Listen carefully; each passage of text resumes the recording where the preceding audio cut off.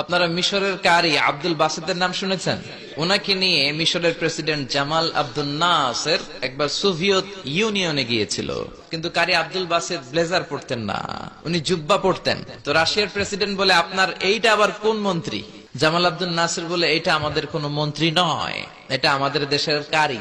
আমাদের যে পবিত্র ধর্মগ্রন্থ আছে আল কোরআন আল করিম, এই আল কোরআন আল কারিম উনি চমৎকার করে আবৃত্তি করতে পারে, আর আমরা সেটা শুনি, আমাদের হৃদয় ঠান্ডা হয়ে যায়।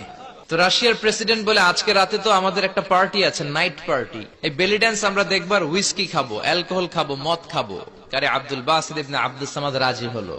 উনি গেলেন, উনি চোখ বন্ধ করে ওনার গলায় যত সুর আল্লাহ দিয়েছে, যত সুরের ঝংকার তিনি পেয়েছেন, সব উজাড় করে উনি তেলাওয়াত শুরু করলেন। যতক্ষণ তেলাওয়াত চলেছে কেউ মদ খায় নাই, তাকিয়ে রইলেন, মন্ত্রমুগ্ধ হয়ে শুনলেন, আর সকলের চোখ দিয়ে দার দার করে পানি ঝরতে শুরু করলো। তেলাওয়াত শেষ, আব্দুল বাসেত চোখ খুললেন, চোখ খুলে দেখেন কেউ মদ খায় নাই, আর সবাই কান্না জর্জরিত অবস্থায় বসে আছে।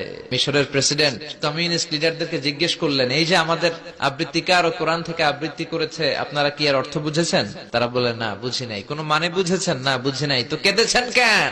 কমিউনিস্ট লিডাররা বলে, এত চমৎকার সুরেলা সুর, এরকম গলা, এরকম ভয়েস আমরা আমাদের জীবনে শুনি নাই।